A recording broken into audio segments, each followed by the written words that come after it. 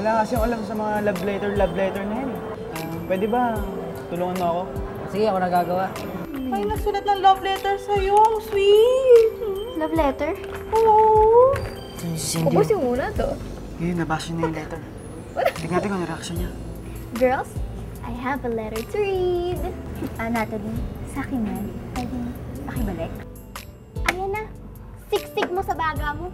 Badoy-badoy naman. Anong feeling mo na may sumulat, sir? Ang saya tsaka ang sarap. Pero hanggang ngayon nagtataka pa rin ako kung kanino galing yung sulat. Wala kang hinala kung sino sumulat niyan. Pero akin na lang yan.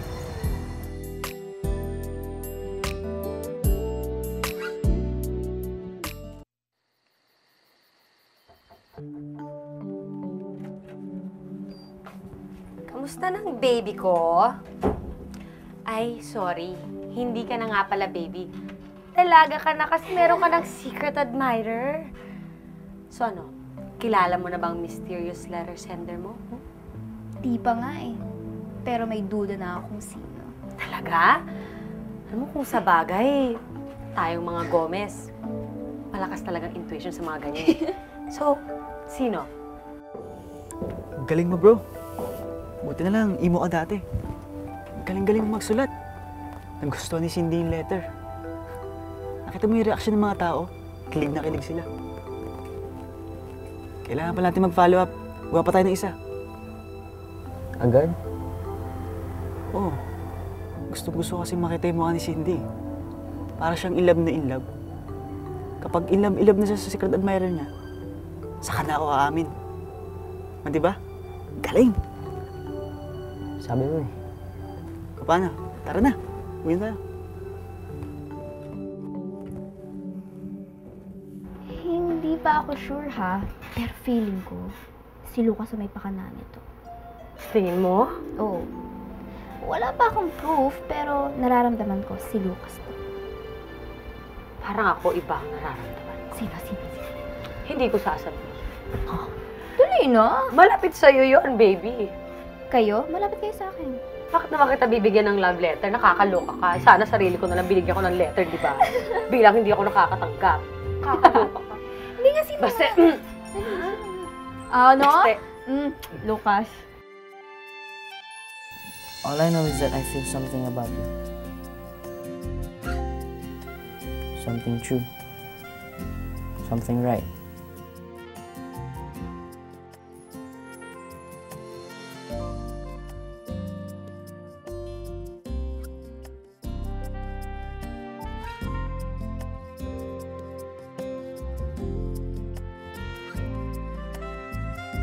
I love you, Cindy. I love everything about you. I love your smile. I love the way you make me feel. I love the way I smile inside when I see you. I know it's wrong to keep myself secret from you. But someday, I'll make it right. I'll say I love you with a smile. I promise. Ayos to. Magugustuhan to ni Cindy.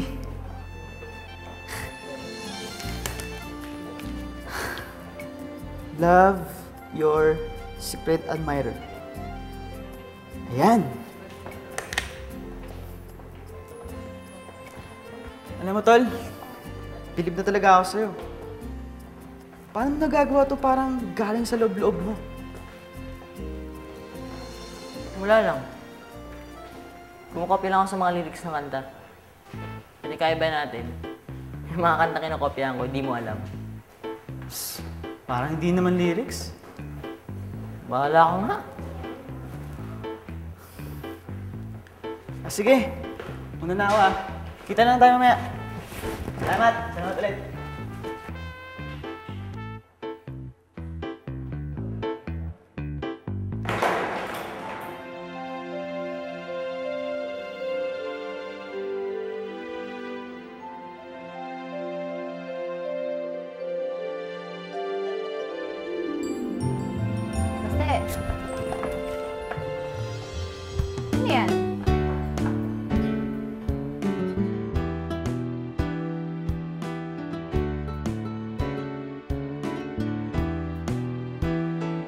ba yung hawak mo sa likod mo, ha? Eto, ewan, sulat yata. Napulot ko sa sahig. Hindi kasi nakasusok eh. Baka nahulog. Baka galing sa secret admirer mo. Oo eh. Galing nga sa kanya. Galing-galing niya talagang sumulat. Kanino kaya galing to? Wala ka bang nakita kanina? Wala eh. O baka naman sa'yo galing to. Bakit mo kita bibigyan ng sulat? Ito naman, joke lang. Alam ko naman paano ako sumulat eh. Kasi ito, malinis, maganda. Eh ikaw, parang kinalikay naman ako magsulat. Kaya alam ko, imposible na sa'yo galing to. Hoy, hindi mo naman alam paano ako magsulat eh. Sa lettering mo naman yan. Bagay, magpagawa sa iba. Baka pag nakita mo magsulat, mabilib ka. Gugulat ka na lang bigla. Magugulat talaga ako. Magugulat siya. Paano ito? Oh, gusto mo yung paa? Oh, gusto mo yon? Ewan ko sa'yo. Uy, ano ba? Pagod ka agad eh. Sabay tayo mo mamaya, ha? Oo na.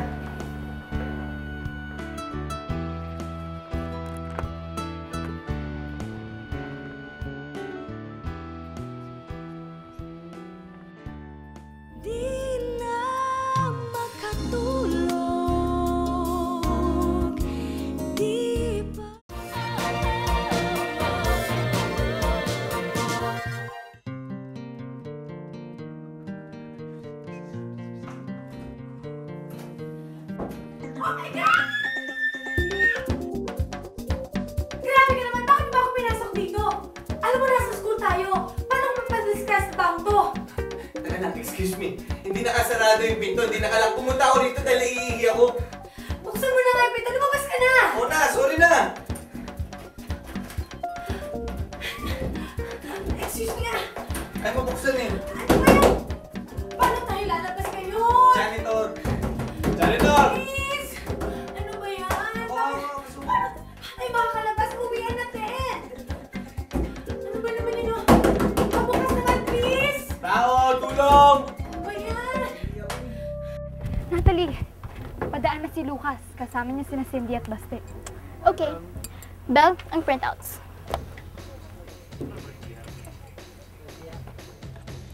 Hey everybody, look! May mga letters din ako from my admirers. Dear Nat, you're the prettiest. You're like my idol. I hope you stay sweet and sexy forever. Love, lovable. Oh, so sweet! Eto pa, mas maganda. Parang phone.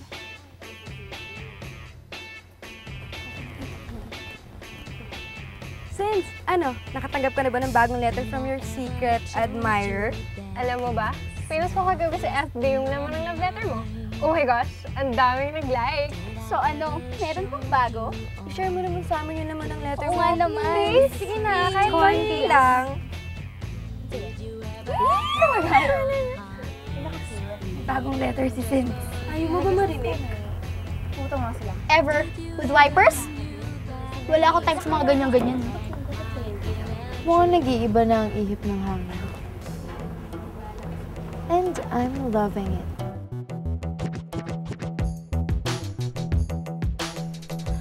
Okay na, tapos na.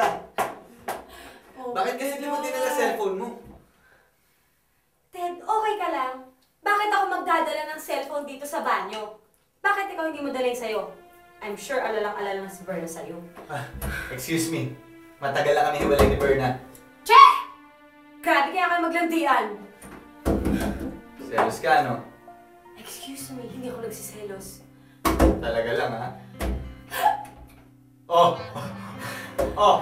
Sinisino ka? Walang ibig sabihin yan! Isa lang ibig sabihin niya. Wala kang ibig sabihin yan! Ano ka ba? Please. Sinisino ka. Please.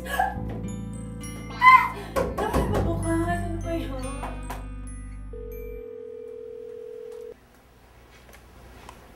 Hello? Magandang hapon. Andiyan po ba si Sir Robert? Ay, naku, nasa banyo siya. Sino to? Si Vic po ito, tao niya. I-update ko lang sana si Sir tungkol dun sa pinagagawa niya. O, sabihin mo na sa akin ako magsasabi sa kanya. Pakisabi, wala pa rin akong nakikitang record sa current address ni Teresa Arevalo. Ha? Pakisabi po, isusunod ko ng i-check sa NBI. Kung meron record yung babae sa kanila, baka sakaling matutunan namin. Sige. Sasabihin ko sa kanya. Alis na ako. Hinihintay pa ako ni Mayor. Baka late na ako makauwi, ah. Hilda, ano ba? Bal, ano lang nga, Bal? Bakit ba takot na takot ka? Ilang lalaki na ba yung nakasakit sa'yo at na-trauma ka ng ganyan? Dahil marami na. At marami na rin ako nasaktan. Kaya ayoko na. Ayoko nang makasakit. Ayoko na rin masaktan. Val, iba naman ako eh. Iba naman tayo. Lahat naman kayo ganyan ang sinasabi. Siyempre sa simula lang yan, di ba? Paano mong malalaman kung hindi mo susubukan? Bakit hinahanap mo yan si Teresa, ha? Porke ba nalaglagan ako, hahanapin mo yung babae mo? Bakit? Plano mo ba ang gumawa pa ng isang bastarda, ha? Bastos ka, bastos ka! Sandali. Ikaw ang asawa ko, ikaw ang babaeng pinakasalan ko, ikaw ang mahal ko, okay? Eh bakit hinahanap mo pa yung si Teresa? Bakit kay Cindy? Kasi yun lang naman ang pakiusap niya sa akin. Gusto niya makilala ang tunay niyang ina. Kaya gusto kong pagbigyan ng bata. Nako, gumagawa na naman ng gulo yung sinding yan. Robert, ayokong hanapin mo yung si Teresa, ha? Baka mamaya pag nakita mo siya, bumalik-balik ang feelings mo sa kanya. Hilda naman. Ano? Alam mo, mahal na mahal kita. Huwag ka na magalit. Ikaw lang babae sa buhay ko. Okay? At saka sabi nga naman ni Val, kailangan ko ni Cindy yun. Para makumpleto niya ang sarili niya. Kaya gusto kong pagbigyan ng bata. Kasi naman eh, ano ba? Sige, mamaya na natin pag-usapan. Hindi, pag-usapan natin. Basta, huwag mo kakalimutan, ikaw lang ang babae sa buhay ko. At mahal na mahal kita, okay? Ano hanapin yun, ha? Kasi pakit kita. Ako pa? Pwede ba lumayo-layo ka nga sa akin? Val, huwag kang mag-alala. Hindi kita sasaktan.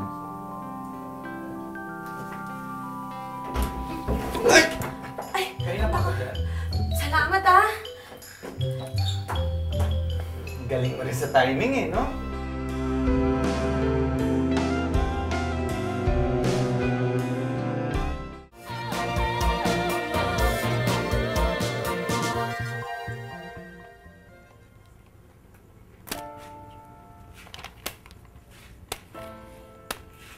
Hoy, ikaw. Ano yung naririnig ko? Na pinapahanap mo rin yung nanay mo. Haliparot. Ha? Nako, huwag ka na magkaila. Sinabi na sa akin ni Robert. Alam mo, sana nga makita na siya. At sana, kunin ka na niya. Para wala ng peso dito.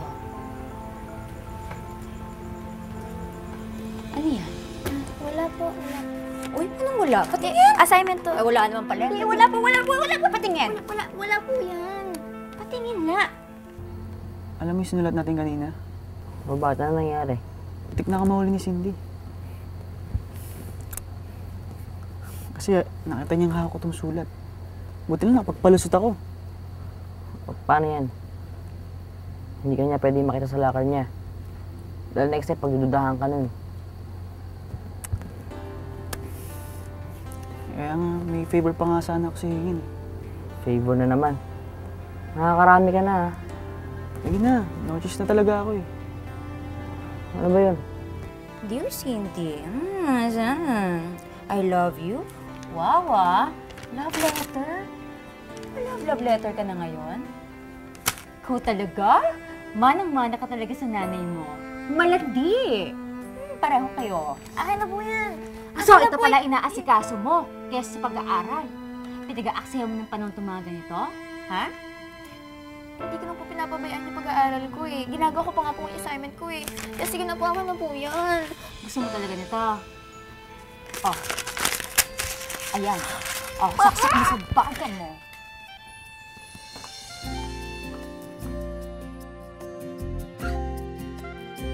Pwede ba sa susunod na sulat, ikaw na maghulog?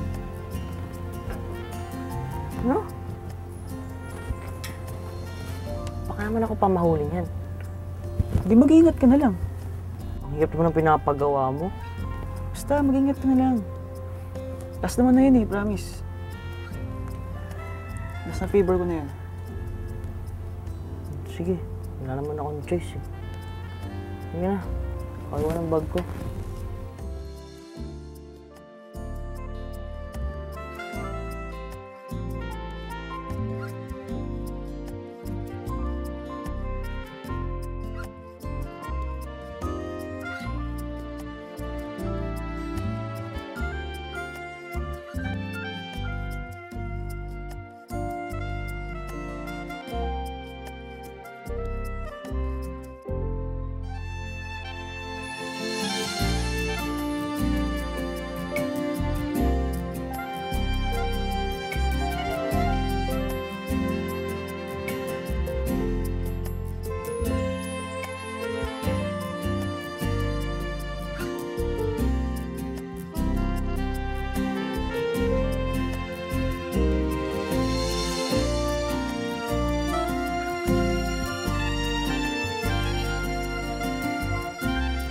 Hirap naman na ito.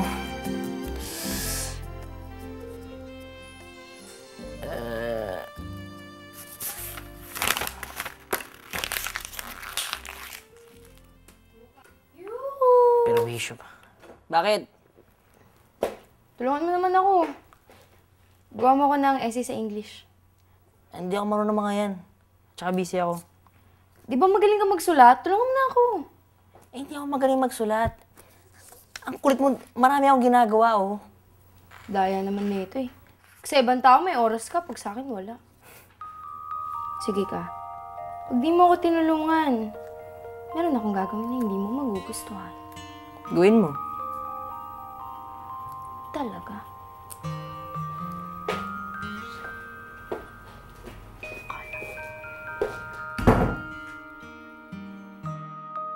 Cindy? Oh, Sins. Bakit ka umiiyak? Nagalit ulit sa akin si mama eh. Kasi nalaman niya na hinahanap ko yung tunay na nanay ko. Tapos nakita niya pa tong letter na to. Sabi niya, landi-landi ko daw. Tama na. Baby, wag mo na lang munang intindihin si Ate Hilda. Alam mo naman, ang hirap niyang tansyahin after nung nangyari sa kanya, hindi ba? Pero abs ang sakit eh. Wala akong pakialam kung hindi siya yung tunay na nanay ko. Love na lang ko pa rin siya, abs. Pero siya naman galit na galit sa akin. Alam mo, ganyan talaga minsan ang buhay. Komplikado. Yung taong gusto mong mahalin, hindi ka naman mahal. Kung minsan, yung taong mahal mo, mahal ka rin, pero hindi pwede. Eh, kasi naman isang hirap eh. Nahihirapan ako. Alam mo ba kung anong ginagawa ko kapag nahihirapan ako? Ano? Iniisip ko yung mga bagay na nakakapagpasaya sa akin. Inaalala ko yung mga bagay na nakakapagpangiti sa akin. Tulad nitong love letter mo. Alalahanin mo nung una mo itong natanggap. Yung naramdaman mo. Isipin mo na ang buhay, hindi lang puro sakit. May mga masasayang experience din, hindi ba? Bukan mo nga. Buti na lang nandito ka, Abs. Ikaw nagpapaalala sa akin na pwede pa rin ako ngumiti kahit super sad na naman nangyayari sa akin. Halika, ako sa tabi ko.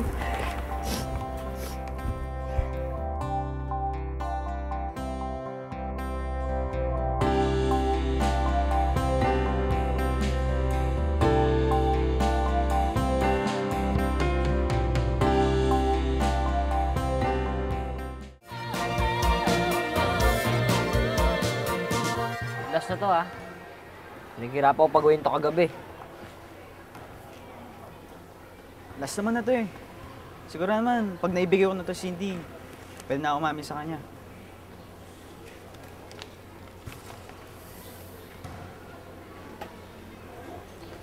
Ayos to ah. Oh, ihulog na sa lakar niya mamaya. Huwag ka lang papauli ah. Salamat. Laki ng utang ko sa'yo, promise. Pag ikaw may kailangan, hindi kita tatanggihan. Sigurado ka, ah. Oo, gusto mo, i-spade shake pa natin eh. Hindi na. Baboy mo naman. Naniniwala naman ako sa'yo eh. Salamat. Basta, usapan lalaki ah.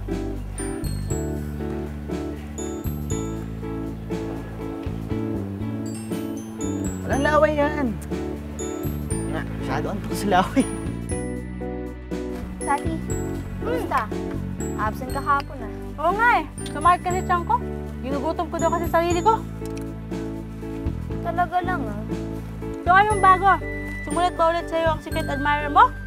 Kilala mo na ba kung sino siya? Yep. May bagong sulat na siya sa akin. Pero hindi ko pa alam kung sino siya. Pero may kutob na ako kung sino. Sino naman? Sama? Basta. Thanks. Malalaman din natin. May plano ako. Hey! Tabi!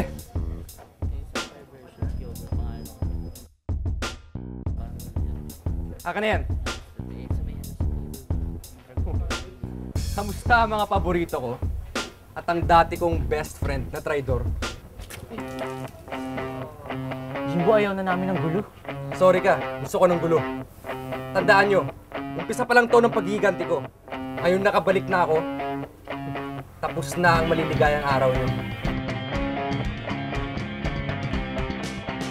Flavor of the month lang yan si Cindy. Kasi meron siyang mysterious letter sender. Tama yung kutob ko. Sure, kapag nabuko kung sino yun, she'll be yesterday's news. Pwede kitang tulungan na ibalik si Cindy dun sa dati niyang kinalalagyan. Paano? Secret! Mga player lang pwede magsuot ito. Kaya ubarin mo yan. Ba't ba pag nakikita mo, lagi gusto mo kumbaran? Bakla to. Hoy Lucas! Pinapatawag ka ni Miss Cindy. Kinisa mo daw bago na ang mag-visit yun sa'yo. Baka nando ba yun?